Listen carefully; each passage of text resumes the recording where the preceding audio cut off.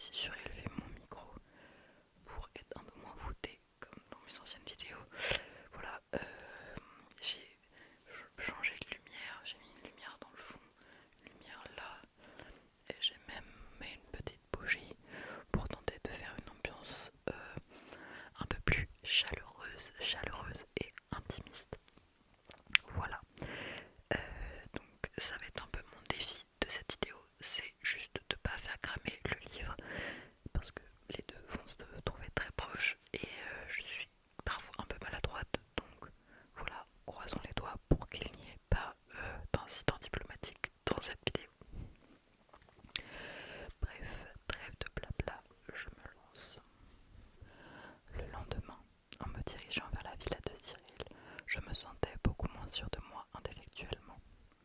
Pour fêter ma guérison, j'avais beaucoup bu au dîner et j'étais plus que gaie. J'expliquais à mon père que j'allais faire une licence de lettres, que je fréquenterais des érudits, que je voulais devenir célèbre et assommante. Il lui faudrait déployer tous les trésors de la publicité et du scandale pour me lancer. Nous échangions des idées saugrenues, nous rions aux éclats. Anne riait aussi, mais moins fort, avec une sorte d'indulgence. De temps en temps, elle ne riait plus du tout mes idées de lancement débordant les cadres de la littérature et de la simple décence.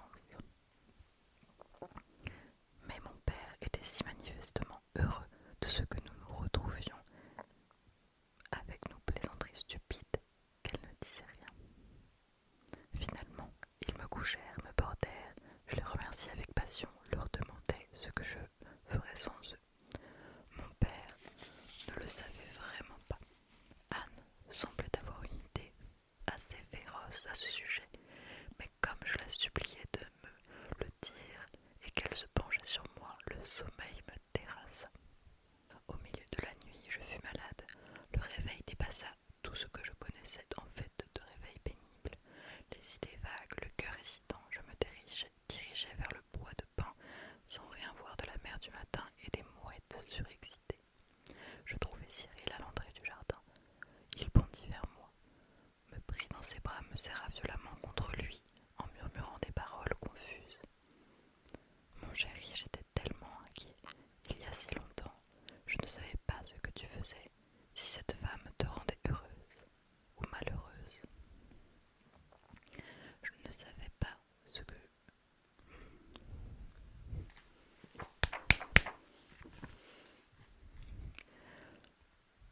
Je ne savais pas ce que tu faisais, si cette femme te rendait malheureuse. Je ne savais pas que je pourrais être si malheureux moi-même. Je passais tous les après-midi devant la crique, une fois, deux fois. Je ne croyais pas que je t'aimais tant. Moi non plus, dis-je. En fait, cela me surprenait et m'émouvait à la fois. Je regrettais d'avoir si mal au cœur de ne pouvoir lui témoigner mon émotion. Que tu es pâle, dit-il. Maintenant, je vais m'occuper de toi. Je ne te laisserai pas maltraiter plus longtemps. Je reconnaissais l'imagination d'Elsa. Je demandais à Cyril ce qu'en disait sa mère. Je la lui ai présentée comme une amie, une orpheline, dit Cyril. Elle est gentille d'ailleurs, Elsa. Elle m'a tout raconté au sujet de cette femme. C'est curieux, avec un visage si fin, si racé, ses manœuvres intrigantes. Elsa a beaucoup exagéré, dis-je faiblement. Je voulais lui dire justement que moi aussi j'ai quelque chose à te dire, coupa Cyril. Cécile, je veux t'épouser. J'eus un moment de panique. Il fallait faire quelque chose, dire quelque chose. Si je n'avais pas eu ce mal de cœur épouvantable. Je t'aime, disait Cyril dans mes cheveux. Je lâche le droit. On m'offre une situation intéressante, un oncle. J'ai 26 ans, je ne suis plus un petit garçon, je parle sérieusement. Qu'en dis-tu? Je cherchais désespérément quelques belles phrases équivoques. Je ne voulais pas l'épouser. Je l'aimais, mais je ne voulais pas l'épouser. Je ne voulais épouser personne. J'étais fatiguée. Ce n'est pas possible, balbutiai-je. Mon père, ton père, je m'en charge, dit Cyril. Anna ne voudra pas, dis-je. Elle prétend que je ne suis pas adulte. Et si elle dit non, mon père le dira aussi. Je suis fatiguée, Cyril. Ces émotions me coupent les jambes. Asseyons-nous. Voilà Elsa.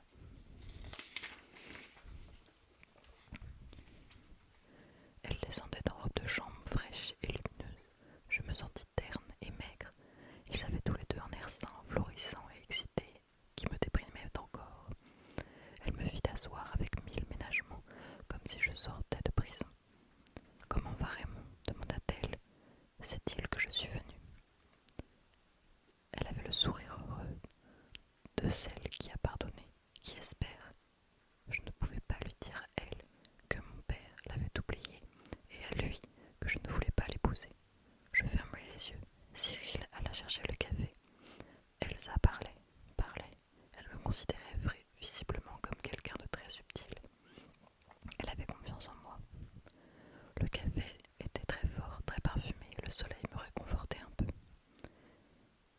cherché, je n'ai pas trouvé de solution, dit Elsa.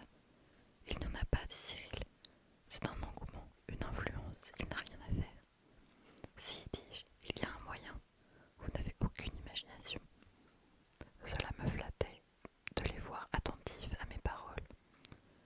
Ils avaient 10 ans de plus que moi et ils n'avaient pas d'idée. Je pris l'air dégagé. C'est une question de psychologie, dis-je. Je parlais longtemps, je leur ai expliqué mon plan. Ils me présentaient les mêmes objections que je m'étais posées la veille et je éprouvais à les détruire un plaisir aigu. C'était gratuit, mais à force de vouloir les convaincre, je me passionnais à mon tour. Je leur démontrais que c'était possible. Il me restait de leur montrer qu'il ne fallait pas le faire, mais je ne trouvais pas d'argument aussi logique. Je n'aime pas ces combines, disait Cyril, mais si c'est le seul moyen pour t'épouser, je les adopte. Ce n'est pas précisément la faute d'Anne, disais-je. Vous savez très bien que si elle reste, vous épouserez qui elle voudra, dit Elsa. C'était peut-être vrai.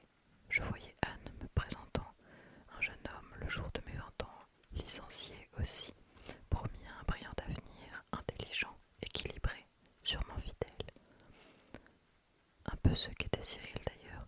Je me mis à rire.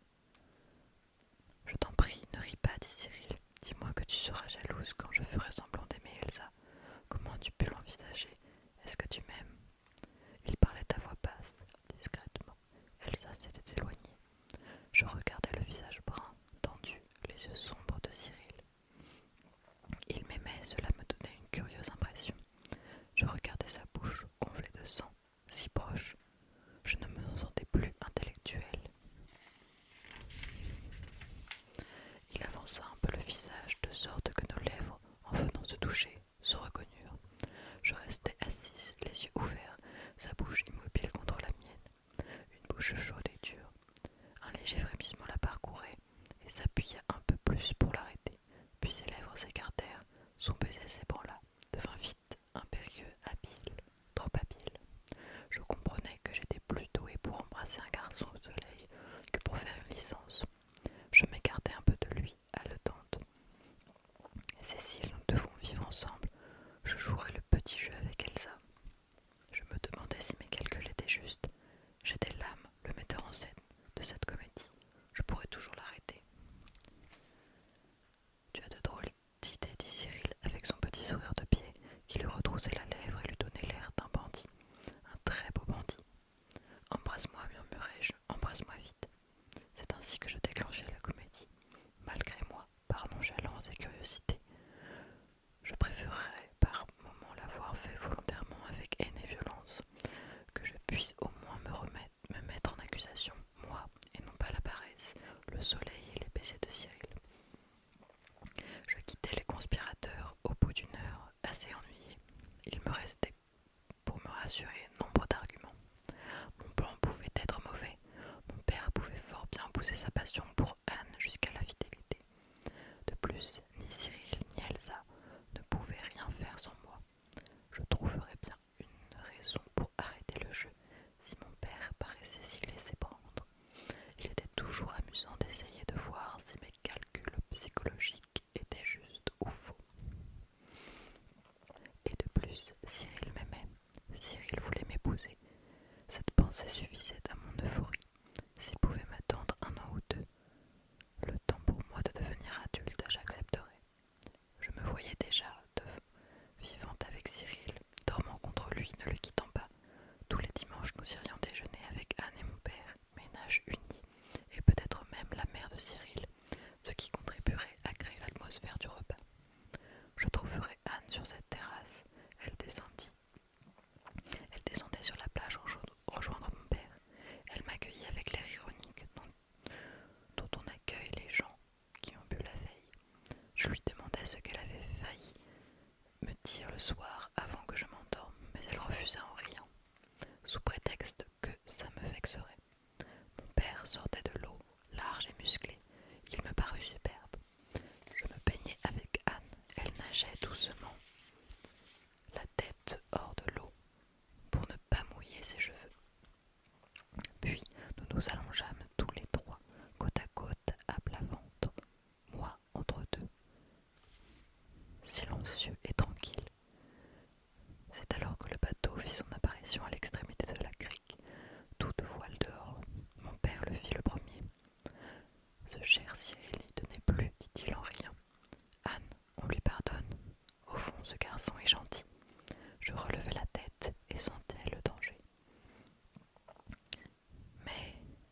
Qu'est-ce qu'il fait? Dit mon père. Il double la crique. Ah, mais il n'est pas seul. Anne avait sur son Anne avait à son tour levé la tête. Le bateau allait passer devant nous et nous doubler. Je distinguai le visage de Cyril. Je le suppliai intérieurement de s'en aller. L'exclamation de mon père me fit sursauter. Pourtant, depuis 2 minutes déjà, je l'entendais. Mais c'est Elsa. Qu'est-ce qu'elle fait là? Il se tourna vers Anne. Cette fille est extraordinaire. Elle a dû mettre le grappin sur ce pauvre garçon et se faire adopter par la vieille dame. Mais Anne ne l'écoutait pas. Elle me regardait.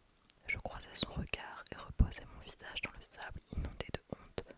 Elle avança la main et la posa sur mon cou. Regardez-moi, m'en voulez-vous? J'ouvris les yeux et penchai sur moi. Elle penchait sur moi un regard inquiet, presque suppliant. Pour la première fois, elle me regardait comme on regarde un être sensible et pensant, et cela le jour où je poussai un gémissement. Je détournai violemment la tête vers mon père pour me libérer de cette main. Je regardais le bateau. Ma pauvre petite fille, reprit la voix d'Anne, une voix basse. Ma pauvre petite Cécile, c'est un peu de ma faute, je n'aurais peut-être pas dû être si intransigeante. Je n'aurais pas voulu vous faire de peine, le croyez-vous? Elle me caressait les cheveux, la nuque. Tendrement, je ne bougeais pas.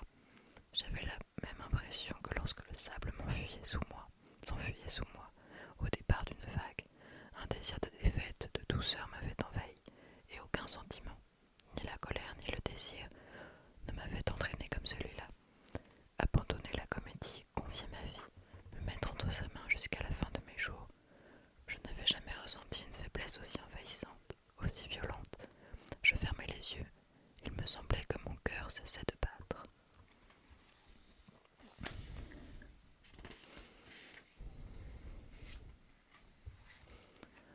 Voilà, j'ai lu le chapitre 3, le chapitre 3, le chapitre 3, le chapitre 3, le chapitre 3 du livre Bonjour Tristesse.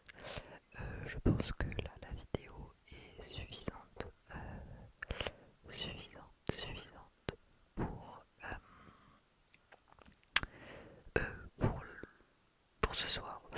Et peut-être que je pourrais lire le chapitre 4 si ça vous a plu pour une prochaine vidéo, ou bien un autre ouvrage, par exemple. Je sais que j'ai un recueil de poésie dans mes affaires, ça peut être intéressant aussi. Donc voilà, j'espère que ça vous aura plu, que ça vous aura un petit peu détendu. Moi ça me fait du bien de lire un petit peu et de me dire que j'ai avancé un peu dans ce livre. Mais c'est vrai que sans contexte, peut-être que ça vous a paru un peu étonnant parce que c'est vrai que vous n'avez pas le début ni la suite. Mais voilà, peut-être qu'aussi c'est bien, ça permet juste d'entendre un flot de paroles détaché. Voilà, j'ai un peu bégayé, j'espère que ça ne vous aura pas dérangé. Mais là je découvre à quel point c'est compliqué de lire en gardant sa respiration pour pas souffler dans le micro, souffler dans le micro, souffler dans le micro. Donc voilà. Et sur ce,